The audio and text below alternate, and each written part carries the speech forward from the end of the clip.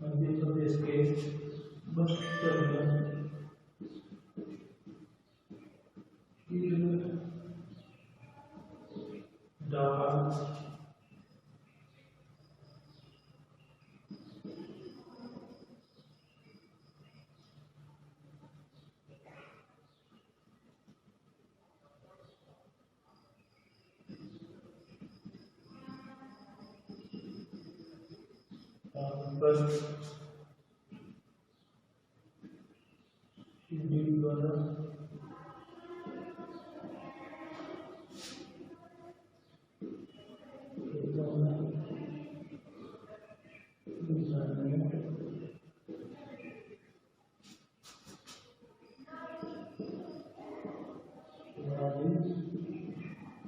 कृषि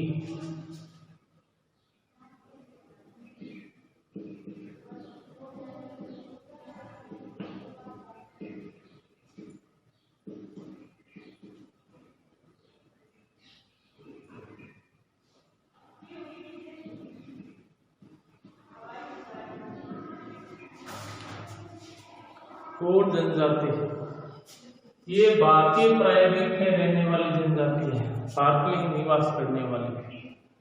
विश्व का सबसे बड़ा जनजातीय समूह जो पहाड़ी प्रदेशों में रहता है, यानी जनसंख्या की दृष्टि से विश्व में सबसे ज्यादा वो है गोंड जनजाति। ये लोग अपने आप को कोयटूर अर्थात कोल भी कहते हैं, अर्थात इनका निकनेम कोल है, अपने आप को कोल मानते हैं। निवास क्षेत्र ये भारत के मध्य प्रदेश, छत्तीसगढ़, झारखंड, तेलंगाना, महाराष्ट्र की सतपुड़ा की पहाड़ियां, मेकाचली की पहाड़ियां, सोन और देवगिरी की पहाड़ियों में निवास करते हैं। इन लोगों का रहने का जो मुख्य स्थान है वो यह है। आर्थिक क्रियाकलाप, ये लोग आत्मनिर्भर हैं, यानी अपने आप को आत्मनिर्भर करते हैं, परिश्रम करने वाले होते हैं, किसी के ऊपर जीवन यापन करने वाले नहीं, आत्मनिर्भर है। ये लोग जमीन कृषि करते हैं, आखेट, मछली पकड़ना आदि इनका मुख्य व्यवसाय है। जमीन कृषि को दीपा कृषि भी कहा जाता है, यानी जमीन कृषि का एक भाग होता है जिसको दीपा कृषि भी कहते हैं। मध्य प्रदेश के बस्तर जिले में पहाड़ों की तीव्र ढाल होती है, वहां पर खेतों में सीढ़ीनुमा कृषि की जाती है, उस कृषि को पेंडा कृषि कहा जाता है। यानी पहाड़ों की ढालों में सीढ़ियां बनाकर खेतों को इस प्रकार से जो कृषि करते हैं उस कृषि को पेंडा कृषि कहा जाता है। इस प्रकार से कोड जनजाति के लोगों का आर्थिक क्रियाकलाप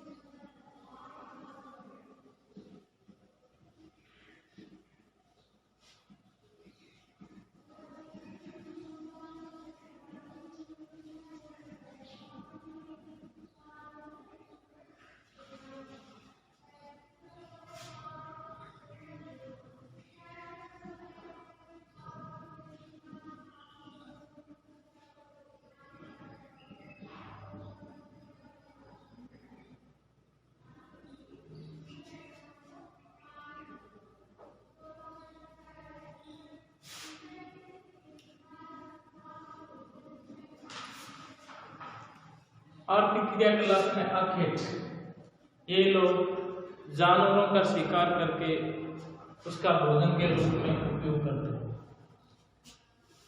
भोजन, इनका मुख्य भोजन है वो है कोटू में कुटकी। ये स्थानीय अनाज का नाम है। ये इनका मुख्य भोजन है। सबसे ज्यादा वो शौक से चाव से कोटू और कुटकी का सेवन करते थे, यानी दोनों स्थानीय अनाज का नाम है। धूम्रपान भी ये करते थे। महुआ की शराब का सेवन ये करते हैं, यानी धूम्रपान के शौकीन थे। तो महुआ से बनी हुई शराब थी, उसका भी ये सेवन करते थे। पशु बलि करके मांस भी खाते थे। कोई पशुओं की बलि करके और उनका मांस प्राप्त मांस होता था, उसको वो भोजन के रूप में उपयोग लेते थे। तो यहाँ गाँव में चावल भी बनाते थे। जब तीज त्योहार आते थे तो उनमें वो चावल भी बनाते थे। आभूषण और वस्त्र, वस्त्र में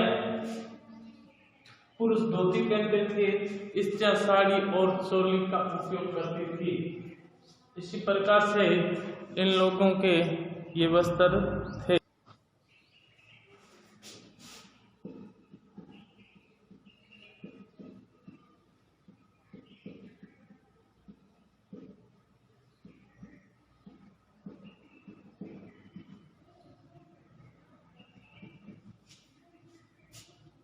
आभूषण, और जनजाति के लोगों के मुख्य आभूषण इस प्रकार के थे। पुरुष व स्त्रियां दोनों आभूषण का उपयोग करते थे, दोनों ही आभूषण पहनते थे, जो चांदी, एल्यूमिनियम आदि धातुओं से निर्मित थे। स्त्रियां कांच की चूड़ियां, गले में काले मनकों व कोड़ियों की हार पहनती थी, यानी स्त्रियां कांच की चूड़ी और गले के अंदर मनकों और कोड़ियों से बने हार पहनती थी। और स्त्रियों में गोदना विद्वान की जो एक श्रृंगार के रूप में मानती थी, वो प्रथा बहुत ज्यादा प्रचलित थी। इस प्रकार से इन लोगों का ये आभूषण थे।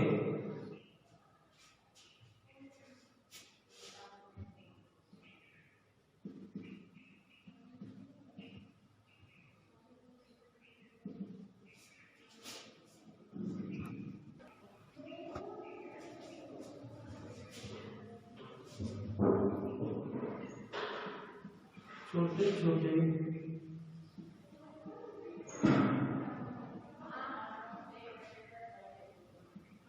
गाँव में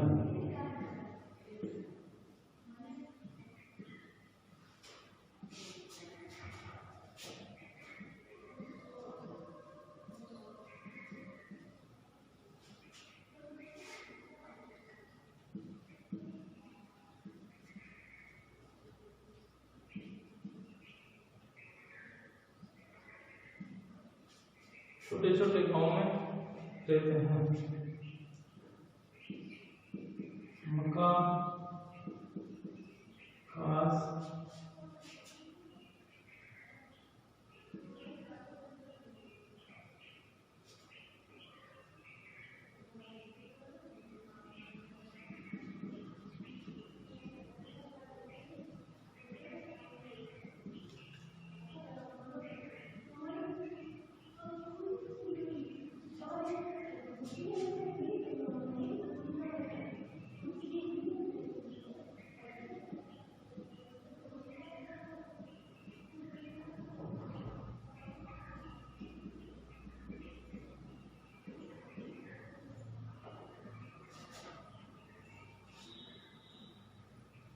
ठीक है। इनके निवास स्थल थे वो छोटे छोटे गांव में थे, जिसको पल्ली भी कहते हैं। मकान घास फूस और मिट्टी के बने होते हैं, जिसमें कमरा, रसोई, बरामदा इत्यादि होते हैं। इस प्रकार से इन लोगों का ये निवास स्थल हुआ करता था।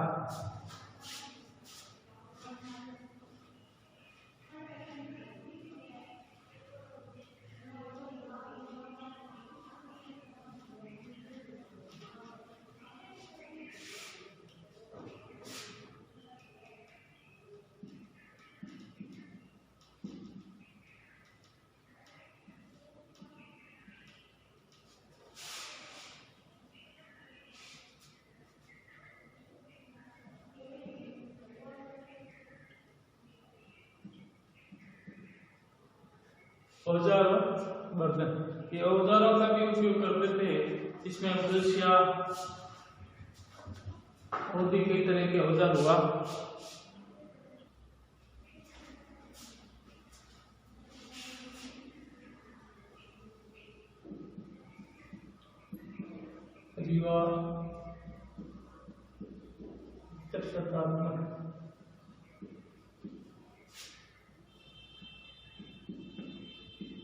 होते हैं।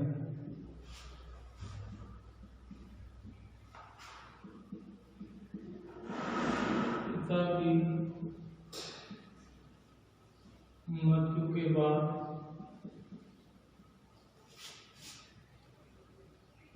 उनकी संपत्ति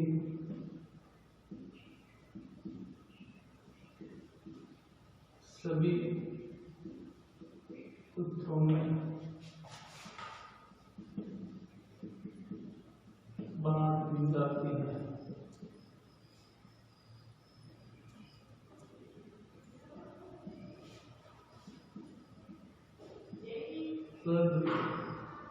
व्यक्ति परिवार का मुखिया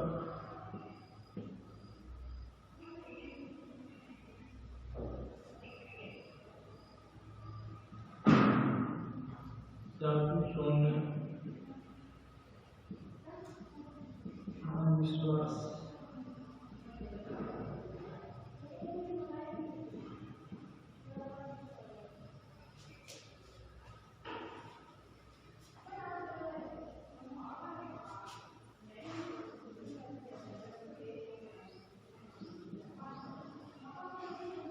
गांव का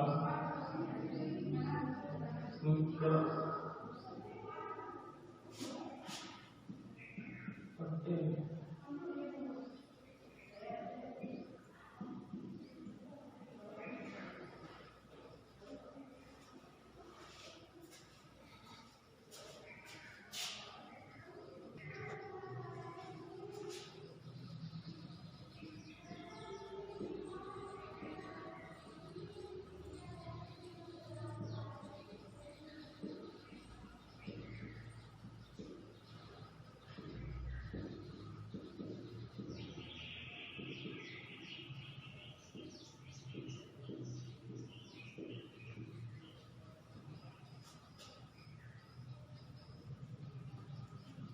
इनकी समाज और सबसे पहले औजार, ये लोग खुरपी, फावड़ा, दराती, कुल्हाड़ी, तीर आदि का उपयोग करते थे।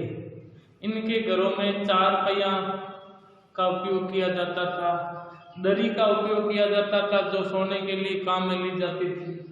इस प्रकार से इनकी समाज और संस्कृति, इनका परिवार भी सत्ता थे। परिवार का मुखिया पिता ही होता था। पिता की मृत्यु के बाद उनकी जो संपत्ति होती थी वो पुत्रों में बराबर विभाजित कर दी जाती थी, बांट दी जाती थी। वृद्ध व्यक्ति परिवार का मुखिया होता था। परिवार में सबसे जो वृद्ध बूढ़ा व्यक्ति होता था वो परिवार का मुखिया होता था। ये लोग जादू टोने में विश्वास करते थे। भूत प्रेत जादू टोना में इनका अंधविश्वास था। गांव का मुखिया जिसको पटेल कहा जाता था, जो गांव में लोगों के लिए आपस में लड़ाई झगड़ा होना या मनमुटाव होने पर जो न्याय का कार्य करता था वो पटेल के द्वारा करवाया जाता था। इस समाज में कई प्रकार की विवाह की प्रथाएं भी प्रचलित थी, जिनमें मुख्य रूप से सेवा विवाह यानी लड़का लड़की के माता पिता की सेवा करके उनको पसंद करके लड़की के साथ विवाह करता था। विनिमय विवाह यानी बदले में कुछ दे करके विवाह भी होता था। हरण विवाह इस प्रकार की प्रथा चलती थी और लड़की का हरण करके उसके साथ में जबरदस्ती विवाह कर लिया जाता था। और विधवा विवाह, इस प्रकार के जो विवाह के विभिन्न प्रकार है ये होते थे इनके समाजों में। यदि कुछ अनिष्ट हो जाए उससे बचने के लिए रामनवमी का आयोजन करते थे। चौकीदार को कोतवाल कहते हैं। गांव का जो चौकीदार होता था, रक्षा करने वाला होता था, वो कोतवाल कहलाता था।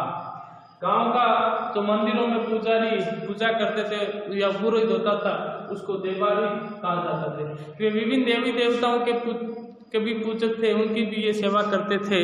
इस प्रकार से ये लोग अपना बड़ा देवता श्री शंभु महादेव आदि को ये देवता मानते थे। शीतला माता और छोटी माता की ये पूजा करते थे। धार्मिक अनुष्ठानों में ये भेड़ बकरियों की बलि भी देते थे। इस प्रकार से इनका ये समाज और संस्कृति का वातावरण था।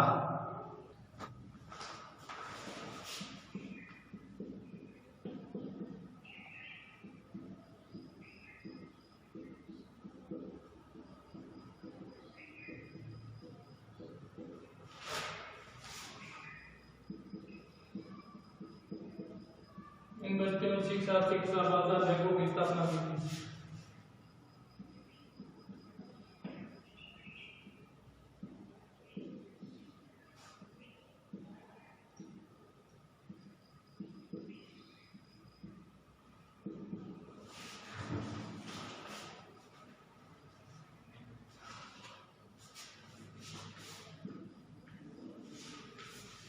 आधुनिक संस्कृति के संपर्क में आने से उनके जीवन शैली में बहुत कुछ परिवर्तन हो गया है। इन लोगों ने श्रमिक कार्य प्रारंभ कर दिए, यानी उद्योगों का विकास हुआ। तो ये लोग विनिर्माण उद्योगों में, खनन कार्यों में, खदानों में आदि विभिन्न क्षेत्रों में कार्य करने लगे। सरकार ने भी इनकी भर्तियों में शिक्षा, चिकित्सा, बाजार, बैंकों की स्थापना की, जिससे इन लोगों में जागरूकता आई और उन्होंने अपने जीवन को और अच्छे ढंग से जीना सीख लिया। इनके समाज में एक प्रथा भी चलती थी जिसका नाम था कबाड़ी प्रथा। कबाड़ी प्रथा में क्या होता था, छोटे छोटे से कर्जदार यानी अपने साहूकार से जो कर्ज लेते थे और उसको ऋण को चुकाने के लिए पीढ़ियों तक साहूकारों के लोग गुलाम रहते थे। यानी ऋण को चुकाने के लिए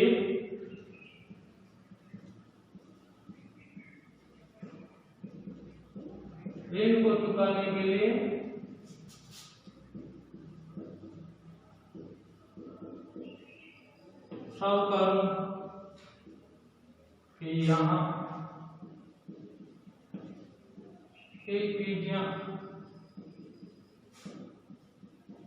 गुलाम बनकर रहते थे।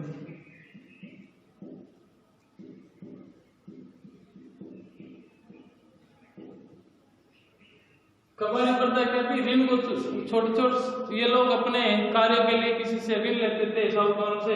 उस ऋण को चुकाने तक वो साहूकारों के यहाँ कई पीढ़ियों तक वो गुलाम रहते थे, वो उनके ये काम किया करते थे। इस प्रकार की प्रथा भी प्रचलित थी, लेकिन सरकार के प्रयास के कारण अब ये प्रथा पूर्ण रूप से प्रतिबंधित हो गई।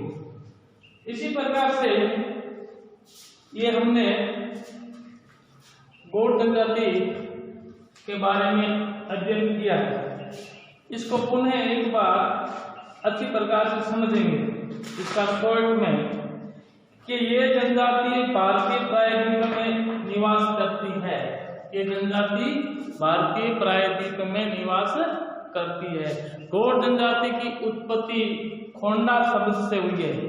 इस जनजाति की उत्पत्ति यानी गौड़ जनजाति की उत्पत्ति खोंडा से हुई। आपसे पूछ ले कि गौड़ जनजाति की उत्पत्ति कैसे हुई, तो खोंडा शब्द से हुई है। इनका निवास क्षेत्र मध्य प्रदेश, महाराष्ट्र, झारखंड, छत्तीसगढ़, तेलंगाना इत्यादि राज्य हैं। इनके कार्यकलाप में ये लोग जमीन कृषि करते थे। जमीन कृषि का दूसरा नाम दीपा कृषि भी है। इस प्रकार से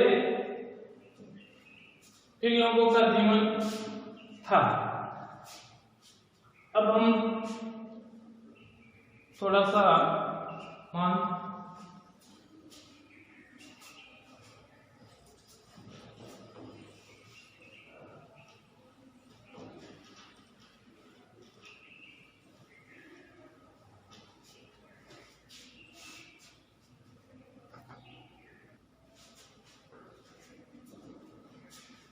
भारत के मानचित्र में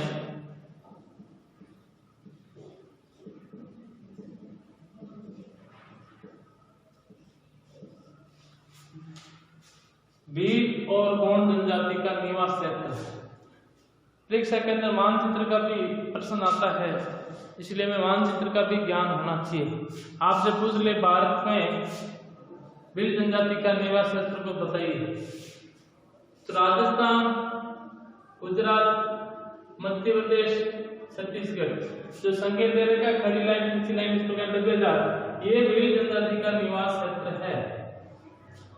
और जहां गोले कर रखे मैंने, ये यहाँ गोंड जनजाति का निवास क्षेत्र महाराष्ट्र, तेलंगाना, उड़ीसा और झारखंड। इसी प्रकार से ये हमारा दूसरा पाठ पूरा हो गया है, इसलिए आपको अच्छी तरह से इसको समझना है, अपनी कॉपी में इसके नोट्स बनाने हैं, जितने ज़्यादा से ज़्यादा इसके प्रश्न